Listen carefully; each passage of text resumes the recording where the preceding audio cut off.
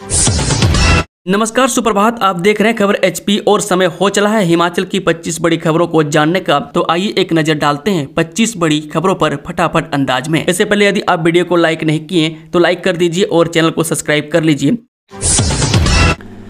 अनुकंपा नियुक्ति मामले में हाईकोर्ट की बड़ी व्यवस्था। एफआईआर लंबित होने के आधार पर नामंजूर नहीं किया जा सकता आवेदन। जी हां, अनुकंपा के आधार पर नियुक्ति के एक मामले में हिमाचल प्रदेश हाईकोर्ट ने बड़ी महत्वपूर्ण व्यवस्था दी है। अदालत ने स्पष्ट किया है कि अनुकंपा नियुक्ति देने को एफआईआर लंबित होने के आधार पर अस्वीकार नहीं किया जा सकता। हाईकोर्ट के न्यायाधीश न्यायमूर्ति संदीप शर्मा ने यह महत्वपूर्ण व्यवस्था दी है। अदालत ने इस मामले में योगराज नामक व्यक्ति की याचिका को स्वीकारते हुए यह व्यवस्था दी है। हिमाचल में भूमि मालिकों के घर समन लेकर नहीं आएगा सरकारी कर्मचारी, जमीन रिकॉर्ड से मोबाइल नंबर करवाएं लिंक। हिमाचल में राजस्व से संबंधित कार्य को लेकर विभाग की तरफ से कोई भी फील्ड कर्मचारी समन लेकर भूमि मालिकों के दरवाजे पर नहीं आएगा। भूमि मालिकों को अब मोबाइल पर ही मैसेज के माध्यम से राजस्व से संबंधित सभी सूचनाएं प्राप्त होंगी। इसके लिए सरकार भूमि रिकॉर्ड को मोबाइल नंबर से जोड़ने जा रही है। रोबोटिक सर्जरी का सीएम सुक्खू ने किया शुभारंभ। एम्स चमियाना अस्पताल में शुरू हुई सुविधा। हिमाचल प्रदेश ने स्वास्थ्य के क्षेत्र में नया इतिहास रचा है। सीएम सुखविंदर सिंह सुक्खू ने एम्स चमियाना अस्पताल में रोबोटिक सर्जरी सुविधा का शुभारंभ किया। इस मौके पर मुख्यमंत्री ने कहा कि हिमाचल के स्वास्थ्य क्षेत्र में अत्याधुनिक सुविधाएं देना सरकार की प्राथमिकता है। इसके लिए प्रदेश सरकार 3000 करोड़ खर्च कर रही है। आज मिलेगा नाइट ओवर टाइम, खाते में आएगी 1 महीने की किस्तें। एचआरटीसी के चालकों व परिचालकों को नाइट ओवर टाइम की राशि मंगलवार को उनके बैंक खाते में आ जाएगी। 1 महीने की किस्त कर्मचारी को दी जा रही है, जिसके लिए एचआरटीसी प्रबंधन वर्ग तैयार है। बताया जाता है कि सोमवार को चालक संघ के अध्यक्ष मान सिंह ठाकुर ने इस संबंध में एचआरटीसी के प्रबंध निदेशक डॉक्टर निपुण जिंदल से वार्ता की और उन्होंने कहा कि उप मुख्यमंत्री मुकेश अग्निहोत्री ने उन्हें वादा किया हुआ है। ऐसे में उन्हें पहली किस्त जारी की जानी चाहिए। NHAI का ट्रायल सफल, 15 अगस्त से चलेगा वार्षिक टोल पास। जान लीजिए नियम और प्रक्रिया। जी हां, केंद्र सरकार की ओर से 15 अगस्त से आरंभ किए जाने वाली वार्षिक टोल पास के लिए मनाली कीरतपुर फोरलेन पर भारतीय राष्ट्रीय राजमार्ग प्राधिकरण ने पूरी तैयारी कर ली है। इसका ट्रायल भी सफल रहा है। मंडी और कुल्लू जिला में 3 टोल बैरियर बनाए गए। यह बलो, टकोली और कुल्लू के डोभी नाला में स्थित है। हिमाचल प्रदेश में जिला कांगड़ा और बिलासपुर में भी फोरलेन पर टोल प्लाजा चल रहे हैं। वर्तमान में बल्हार टोल प्लाजा पर ही गैर व्यावसायिक वाहनों का 115 रुपये जाने और आने जाने पर 175 रुपये का टोल करता है, जबकि मासिक पास 3835 रुपये। ऐसे में 3000 रुपये का पास बनने पर 835 रुपये की बचत तो सीधी तौर पर होगी। में 3000 रुपये में 200 ट्रिप की सुविधा मिलेगी। निजी वाहन चालकों के लिए यह राहत है। मेधावी छात्र सम्मान समारोह। 10वीं 12वीं कक्षा के 770 मेधावियों को 73 लाख जारी। सीएम सुक्खू ने किया था ऐलान। मुख्यमंत्री सुखविंदर सिंह सुक्खू की घोषणा को पूरा करते हुए शिक्षा निदेशालय ने 10वीं और 12वीं कक्षा के 770 मेधावियों को पुरस्कार राशि के तौर पर 73 लाख रुपये जारी कर दिए। अमर उजाला के मेधावी छात्र सम्मान समारोह में सम्मानित हुए शैक्षणिक सत्र 2023 और 24 के होनहारों को 5 और 25,000 रुपये प्रति छात्र दिए गए। 110 मेधावियों के बैंक खाते और IFSC कोड गलत मिले। इस बाबत जिला अधिकारियों से 3 दिन में अपडेट जानकारी मांगी गई है। उच्च शिक्षा निदेशालय ने पात्र विद्यार्थियों की सत्यापन प्रक्रिया पूरा कर बैंक खाते में पुरस्कार राशि डाल दी है। सौगात। चंडीगढ़ से हिमाचल के लिए नई बसें शुरू। फोरलेन होकर जाएंगी CTU की बसें। 8 महीने बाद मिली मंजूरी। करीब 8 महीने की देरी के बाद चंडीगढ़ वासियों को बड़ी सौगात मिलने जा रही है। CTU की बसें आज से सरकाघाट और जोगिंदर नगर के लिए दौड़ना शुरू कर देंगी। प्रशासन गुलाब चंद कटारिया ने इन रूटों को पहले ही हरी झंडी दिखा दी थी, लेकिन हिमाचल से काउंटर टाइम न मिलने के कारण सेवा अटक गई थी। अब अगले 10 दिनों में बैजनाथ के लिए भी बस शुरू करने की तैयारी है। मुकेश अग्निहोत्री बोले बल्क ड्रग पार्क के लिए किए 900 करोड़ रुपए के टेंडर। जी हां, उप मुख्यमंत्री मुकेश अग्निहोत्री ने कहा कि बल्क ड्रग पार्क के विभिन्न कार्यों के लिए 900 करोड़ रुपए के टेंडर किए जा चुके हैं। वह ऊना जिले के हरोली में जल शक्ति विभाग के निर्माणाधीन विश्राम गृह के परिसर में आयोजित क्षेत्रीय वन महोत्सव के अवसर पर जनसभा को संबोधित कर रहे थे। कहा कि इस परियोजना के माध्यम से भारत की एक्टिव फार्मास्यूटिकल इंग्रेडिएंट्स से आपूर्ति में चीन पर निर्भरता समाप्त होगी और देश की औषधीय आत्मनिर्भरता को बल मिलेगा। यह देश में स्थापित हो रही 3 राष्ट्रीय बल्क ड्रग पार्क परियोजनाओं में से एक है। हिमाचल में पूर्व या सेवारत सैनिक फहराएंगे तिरंगा, 15 को ऐसे होंगे स्कूल में कार्यक्रम। हिमाचल के स्कूल में पूर्व सेवारत सैनिकों के सम्मान में इस बार स्वतंत्रता दिवस समारोह आयोजित होगा। शिक्षा सचिव राकेश कंवर ने समारोह के अनिवार्य आयोजन के लिए स्कूल शिक्षा निदेशक को पत्र जारी किया है। विद्यार्थियों में देशभक्ति के जज्बे को बढ़ावा देने और सशस्त्र बलों के बलिदान का सम्मान करने के लिए यह पहल की गई है।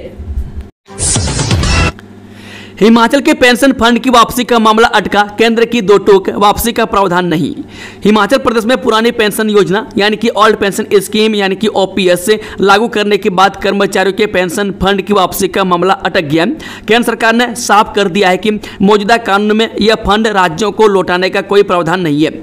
इससे राज्य सरकार पर वित्तीय बोझ लगातार बढ़ता जा रहा है। वित्त राज्य मंत्री पंकज चौधरी ने लोकसभा में एक सवाल के लिखित जवाब में कहा कि केंद्र के पास ओपीएस बहाल करने का कोई प्रस्ताव विचाराधीन नहीं है। इस जन्म दर में और पिछड़ा हिमाचल कम फर्टिलिटी रेट वाले राज्यों में शामिल। हिमाचल प्रदेश देश में सबसे कम कुल प्रजनन दर यानी टोटल फर्टिलिटी रेट यानी कि टीएफआर वाले राज्यों में से एक बन गया। हिमाचल प्रदेश में बच्चों की जन्म दर में चिंताजनक गिरावट देखी गई है।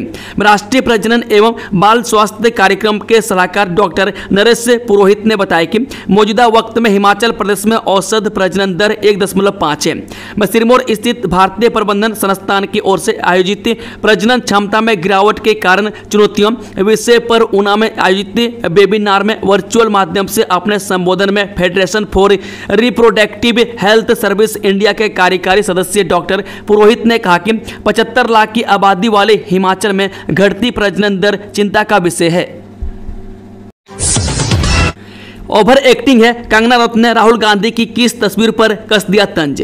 बिहार में मतदाता सूची के विशेष गहन पुनरीक्षण और कथित वोट चोरी के खिलाफ सोमवार को दिल्ली में विपक्षी सांसदों ने संसद भवन परिसर से मार्च निकाला।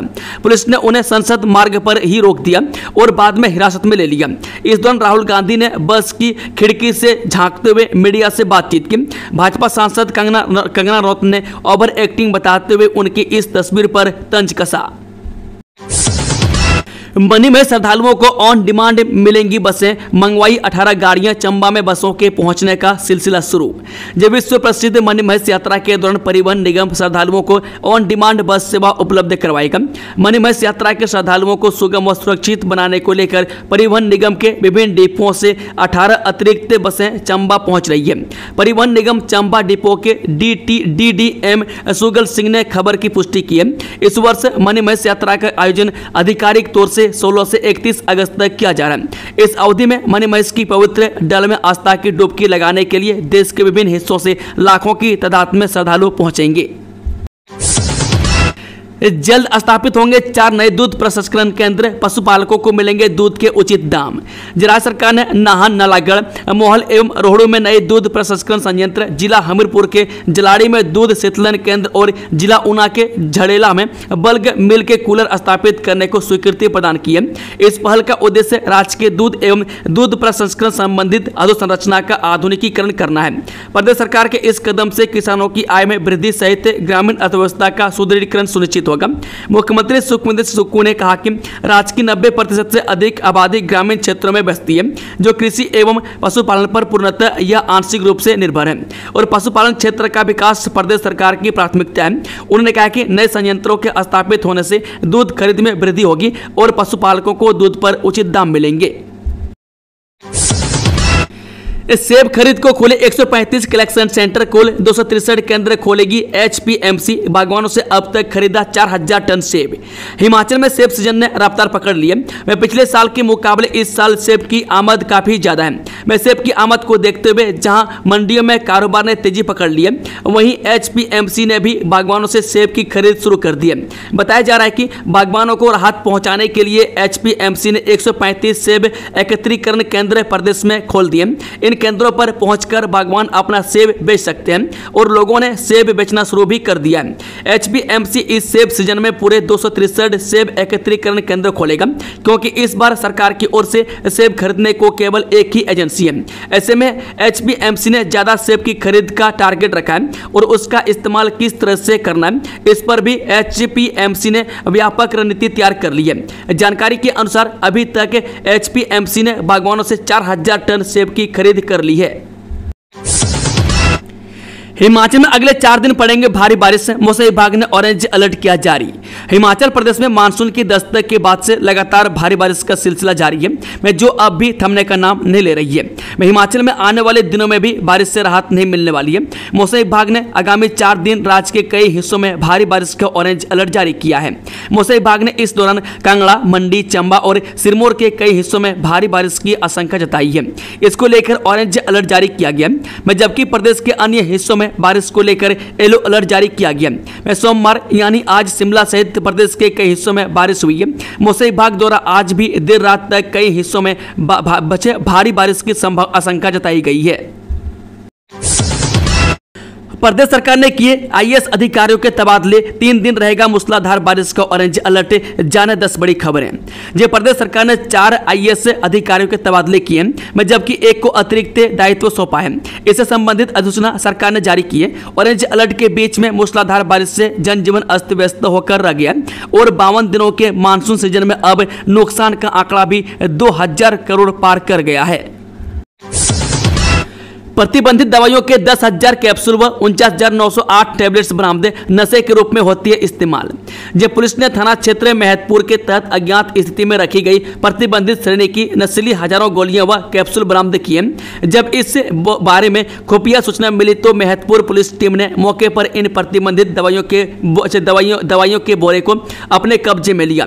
इसके उपरांत ड्रग इंस्पेक्टर को भी बुलाया गया। जांच करने पर यह सभी ऐसी प्रतिबंधित दवाइयां पाई गई जो नशे के प्रयोग में लाई जाती है। ऊना में भरे जाएंगे सेल्समैन के इतने पद, 14 को होंगे साक्षात्कार। Bhakra, Hyundai, railway road, Nangal में सेल्समैन या अकाउंटेंट के 20 पद नियमित आधार पर भरे जाएंगे। इन पदों के लिए साक्षात्कार 14 अगस्त को सुबह 10:30 बजे जिला रोजगार कार्यालय ऊना में आयोजित होगा। जिला रोजगार अधिकारी ऊना अक्षय शर्मा ने जानकारी दी कि इन पदों के लिए शैक्षणिक योग्यता BCom, MCom और किसी भी स्ट्रीम में ग्रेजुएशन होना अनिवार्य है। उन्होंने बताया कि अभ्यर्थी की आयु 21 से 32 वर्ष और वेतन 14 से 18,000 रुपये निर्धारित किया गया है। समृद्ध हिमाचल 2045 के लिए 26 अगस्त तक दें अपने सुझाव, इन माध्यम से कर सकते हैं साझा। समृद्ध एवं आत्मनिर्भर हिमाचल के निर्माण में आम लोगों के महत्वपूर्ण विचारों एवं सुझावों को शामिल करके उनकी भागीदारी सुनिश्चित करने के लिए डॉक्टर मनमोहन सिंह हिमाचल प्रदेश लोक प्रशासन संस्थान ने 26 अगस्त तक ऑनलाइन सुझाव आमंत्रित किए हैं। इसके लिए संस्थान ने समृद्ध हिमाचल 2045 शीर्षक के साथ एक ऑनलाइन नागरिक सहभागिता प्रश्नावली जारी की है। जन केंद्रित और दीर्घकालिक सोच के साथ विकसित की गई 17 प्रश्नों की इस प्रश्नावली के माध्यम से हिमाचल के नागरिकों, संस्थानों और हिमाचली प्रवासी समुदाय से उनके विचार, आकांक्षाएं और जमीनी नवाचार आमंत्रित किए गए हैं। मणिमहेश यात्रा, अब हर श्रद्धालु की होगी जांच, 800 से ज्यादा जवान तैनात, इन बातों का रखना होगा ध्यान।